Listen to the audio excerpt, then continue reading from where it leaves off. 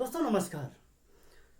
विडंबना इस देश की ये है कि जिस तरीके का मानसिक दोगलापन इस देश के कुछ बुद्धिजीवी वर्गों में है, वो कहीं ना कहीं ये दर्शाता है कि हम कितने डिवाइडेड हैं और हमारे कुछ ऐसे लोग जिनकी सोच इतनी गिरी हुई है और मानसिकता कितनी दोगली किस्म की है। इसका नमूना मैं बताना चाह रहा हूं आपको। जिस तरीके से अमेरिका में ब्लैक जॉर्ज फ्लॉयड की हत्या हुई और जिस तरीके से रिस्पॉन्ड करने में जिस तरीके से वहाँ की जनता ने सपोर्ट किया, जिस तरीके से जन आंदोलन में तब्दील किया, वो जन आंदोलन जो है इस तरीके का भयावह और आक्रामक हो गया जिससे कि बहुत ही जान माल की क्षति हुई, हर जगह लूटपाट हुई और वहाँ पे नेशनल गार्ड्स तक को लगाना पड़ा। बहुत लोग ये कहते हैं कि वहाँ पे चुनाव को लेकर ऐसा हुआ। मेरा मतलब है जो भी हुआ, जो जॉर्ज फ्लॉयड की हत्या हुई वो भी गलत था और यहाँ पे जिस तरीके से उसको डिफेंड करने के लिए, उसको प्रोटेस्ट करने के लिए आतंकवादी की तरह जिस तरीके से वहाँ पे घटनाएं हुई वो भी कहीं ना कहीं ठीक नहीं था। उसके लिए अलग तरीका था और वो अपनाया जाता। लेकिन आप भारत के संदर्भ में देखिए, जब वहाँ पे ब्लैक लिव्स मैटर ट्रेंड कर रहा था तो यहाँ के कुछ पेड बुद्धिजीवी पत्रकार जो वहाँ के टुकड़ों में पलते हैं, उनकी आवाज बिल्कुल उनके सुर में सुर मिलाता हुआ था। जो अमेरिकी साम्राज्य में जिस तरीके से ट्रंप प्रशासन के खिलाफ काम करने वाले लोग हैं एक्टिव हो गए थे, उसमें इन्होंने भरपूर साथ दिया इंडिया में। और यहाँ तक कि उन्होंने इंडिया में भी मुसलमानों को सीएए के खिलाफ इस तरह के आंदोलन की सलाह तक दे डाली। मैं मानता हूं कि जॉर्ज फ्लॉयड की निर्मम हत्या जो हुई वो ठीक नहीं थी और उसके लिए प्रोटेस्ट होना चाहिए था, लेकिन जो प्रोटेस्ट का तरीका था वो मानवीय होना चाहिए था। लेकिन उसके साथ साथ जब मेरी नजर जाती है कि किसी कश्मीरी पंडित पे, किसी भारतीय हिंदू पे और किसी बहुसंख्यक पे अगर इस तरह का अत्याचार होता है तो ये बुद्धिजीवी कुत्ते ये पता नहीं भौंकना बंद कर देते हैं। इसे ही कहते हैं मानसिक दोगलापन।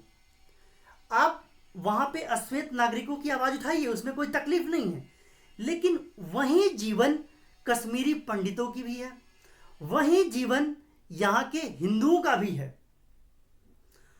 दोस्तों अगर ब्लैक लीव्स मैटर करता है, और मैं भी मानता हूं करता है, तो Kashmiri Pandit lives why not matter, why not it should matter. अब ये बुद्धिजीवी कहां मर गए हैं, ये कहां दुबके हुए हैं, किस बिल में दुबके हुए हैं, ये मुझे समझ नहीं आ रहा। और इसी को मैं मानसिक दोगलापन कहता हूं इनको, कि जिस तरीके के हालात इन्होंने बना दिए हैं कि सिर्फ और सिर्फ ये उनका ही गुणगान करेंगे जो इनको पैसा देगा, जो इन कुत्तों को 2 वक्त की रोटी देगा, जिसकी वजह से ये बैठ के मैकडी में बैठ के और 5 स्टार रेस्टोरेंट में बैठ के और ब्लैक लिप्स ट्रेंड कराएंगे। लेकिन वही जब बात आती है भारतीय बहुसंख्यक की, भारतीय हिंदुओं की, कश्मीरी पंडितों की, तो इनकी अम्मा मर जाती है। दुख तभी होता है, तभी इनकी मानसिकता को जिस तरीके से जिस भी शब्द में भर्त्सना करें वो कम लगता है। दोस्तों मैं ये समझता हूं कि अगर आप अच्छे मानवीय इंसान हैं, आप में मानवता भरी है, आप अश्वेत के लिप्स की चिंता करते हैं, तो आपको कश्मीरी पंडितों की चिंता होनी चाहिए।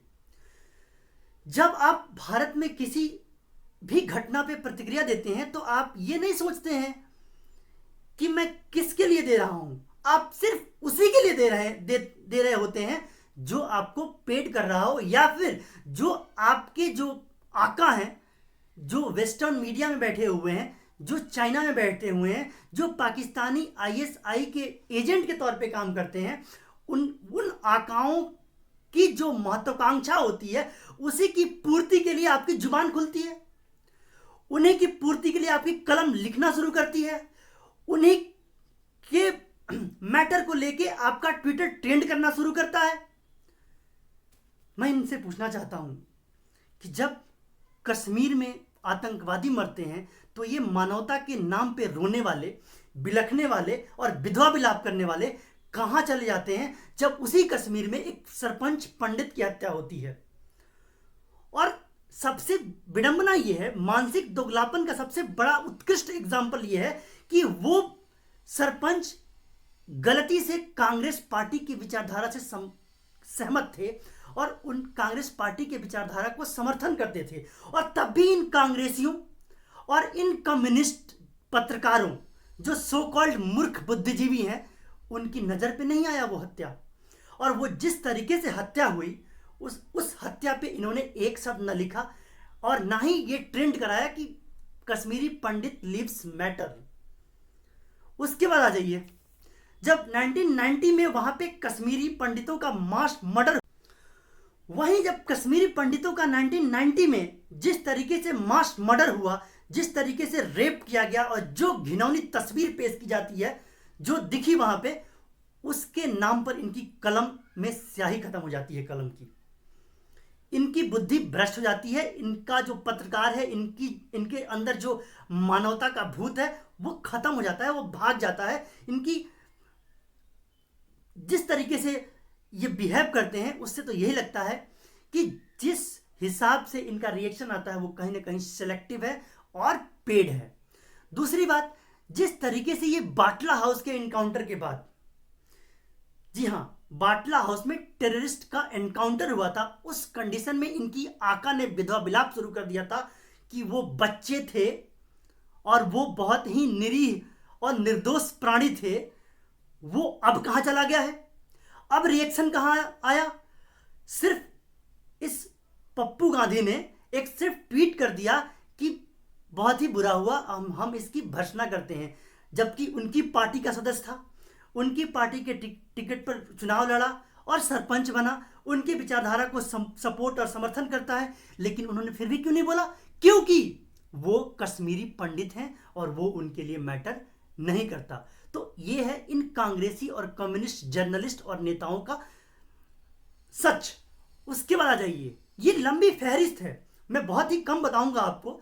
जब दंतेवाड़ा में नक्सलिस्ट ने हमारे सीआरपीएफ के जवानों को शहीद कर दिया, उस समय जेएनयू में बैठे 40 साल के कुछ बुद्धिजीवी बच्चे, जी हाँ 40 साल के कुछ बच्चे, वो वहां पे जश्न करते हैं, वो वहां पे पार्टी मनाते हैं। लेकिन वही जेएनयू, वही लोग जब संसद हमले के दोषी की जब सुप्रीम कोर्ट के आदेश द्वारा फांसी दी जाती है तो ये नारा लगाते हैं कि अफजल हम शर्मिंदा हैं, तेरे कातिल जिंदा हैं। मतलब हमारा कोर्ट कातिल है, हमारी व्यवस्था कातिल है, हमारी जुडिशरी कातिल है, और बस सिर्फ और सिर्फ यही मानवता के ध्वजवाहक हैं। तो इस तरीके से दोगलापन, मानसिक दोगलापन जो है वो पता नहीं कहां से लेके आते हैं। जब दादरी में अखलाक की हत्या हुई तो उसको इस तरीके से धार्मिक रंग दिया जाता है, जिस तरीके से आज तक इन्होंने ऐसा कुछ इनके शासन में हुआ ही नहीं। और उसमें अरविंद केजरीवाल से लेकर और बहुत सारे कांग्रेसी से लेकर सब निकल पड़ते हैं मुआवजा देने के लिए और सपोर्ट करने के लिए। सपोर्ट करना अच्छी बात है, आप उसके लिए न्याय की मांग कीजिए, लेकिन वो न्याय की मांग कश्मीरी पंडितों के लिए भी होनी चाहिए, वो न्याय की मांग चंदन गुप्ता के लिए भी होनी चाहिए, जिसको कुछ फर्जी पत्रकारों ने जायज ठहराया था। आगे बढ़ते हैं तो देखते हैं कि जब पालघर में साधुओं की हत्या होती है तो ये सोकॉल्ड बुद्धिजीवी पता नहीं कहां गायब हो जाते हैं, इनकी एक आवाज नहीं आती। और पालघर में क्या, जिस तरीके से महाराष्ट्र में साधुओं के मर्डर की एक श्रृंखला बनती है, इनका कहीं अता पता नहीं होता। ये पता नहीं कहां चले जाते हैं, इनकी सोच, इनकी मानवता, इनकी कलम सब रुक जाती है।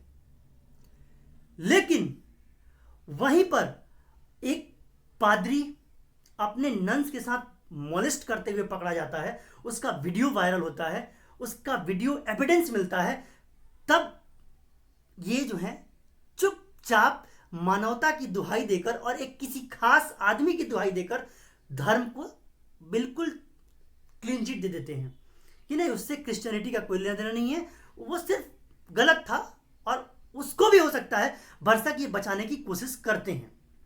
तो दोस्तों ये इसे दोगला चरित्र नहीं तो क्या कहें। उसके बाद आइए, एक अगर साधु, हिंदू साधु की हत्या होती है तो ये चुप रहते हैं, लेकिन वही एक साधु अगर पकड़ा जाता है किसी भी गलत कांड में, उसके खिलाफ इनकी कलम आग उगलनी शुरू कर देती है। और उसमें एक साधु में ये पूरा हिंदू साम्राज्य देख लेते हैं, ये पूरा हिंदू सनातन धर्म को देख लेते हैं उस साधु में, और उस पर टूट पड़ते हैं। और कानून भी उन पर कार्रवाई करता है और वो आज जेल में भी हैं। लेकिन वहीं धर्म के नाम पर मौलाना साद जैसे लोग जिस तरीके से लोगों को बरगलाते हैं, भड़काते हैं और कोरोना फैलाते हैं, और वो भी वो लॉकडाउन की सिचुएशन में दिल्ली से गायब हो जाते हैं और अब तक गायब हैं। ये वही लोग हैं दोस्तों जो उसको पकड़ नहीं पाते, जो मौलाना साद को अब तक ट्रेस नहीं कर पाए कि क्या है, और उनको अब तक डिफेंड कर रहे हैं इनके सो कॉल्ड जिहादी गैंग। लेकिन वहीं अगर शनि मंदिर में शनि महाराज के दर्शन के लिए अगर 15 से 20 भक्त इकट्ठा होते हैं तो वहीं दाती महाराज को 24 घंटे के अंदर अंदर गिरफ्तार कर लिया जाता है। ये वही कानून है, ये वही लोग हैं, उसके खिलाफ आवाज़ उठा देते हैं, उनको 24 घंटे में गिरफ्तार होना होता है। लेकिन वहीं मौलाना साद को अब तक ये लोग डिफेंड कर रहे हैं और उनके लिए इनकी लेखनी सहज तौर पे अब तक रन कर रही है और लिखती आ रही है कि वो तो निर्दोष है बिल्कुल। उसके बाद आइए आप, जब मुजफ्फरनगर में हिंदुओं का मास मर्डर होता है, वहां से हिंदुओं का पलायन होता है, तो ये बिल्कुल चुप हो जाते हैं। लेकिन वही बात आती है जब शरजील इमाम की, शरजील इमाम के देशद्रोही एजेंडे की, जब चिकन नेक काटने की इस शरजील के एजेंडे की, तब ये लोग उसको बचाते रहते हैं और इनकी लेखनी उनके समर्थन में सॉफ्ट शब्दों से उनका बचाव करती रहती है। दोस्तों, इस तरह के दोगलापन को आप क्या कहेंगे और कब तक स्वीकार करेंगे? हम अब तक स्वीकार करते आए, हम अब तक रिड्यूस हो गए। जिस कंडीशन में हम हैं, आगे का 50 साल बहुत ही क्रूशियल है, और अगर हम अब भी नहीं सुधरे तो ये क्रिश्चियन और ये कुछ जिहादी गैंग के लोग हमें उस दिन को देखने के लिए मजबूर कर देंगे जिसमें हमारे लिए इनके एक शब्द भी महंगे होंगे और इनके लिए ये पूरे कॉन्स्टिट्यूशन को बदल देंगे। जी हाँ दोस्तों, ये आपको सोचना है कि कैसे आगे बढ़ाएं इस चीज़ को। और जिस तरीके से कश्मीरी पंडित की हत्या हुई है, वो सरपंच भी थे, एक जनप्रतिनिधि भी थे, वो कांग्रेस के हैं, उससे कोई मतलब नहीं है। हमें सच चाहिए और सच का साथ देना चाहिए। तो जिस तरीके से उनका कायरतापूर्ण निर्मम हत्या की गई है और इन सभी बुद्धिजीवियों की अम्मा मरी हुई है, इससे देखना चाहिए कि इनका चाल चरित्र और चेहरा किस कदर पेड़ हो गया है, जो पैसे के बिना मुंह नहीं खोलता, और जो पैसा देगा, जिस विचारधारा के लिए पैसा देगा, वो इसी विचारधारा के लिए अपनी कलम चलाएंगे और 5 स्टार रेस्टोरेंट में बैठ के और उनके खिलाफ ब्लैक लिव्स मैटर ट्रेंड कराएंगे। लेकिन वहीं जिस पंडित की हत्या हुई है, तो इनके लिए कश्मीरी पंडित लिव्स मैटर का ट्रेंड नहीं हो सकता। इससे इनसे जानिए, इनको जानिए, इनके चरित्र को जानिए और इनसे सतर्क रहिए। इसी में हमारी भलाई है। बहुत बहुत धन्यवाद आपका। नमस्कार।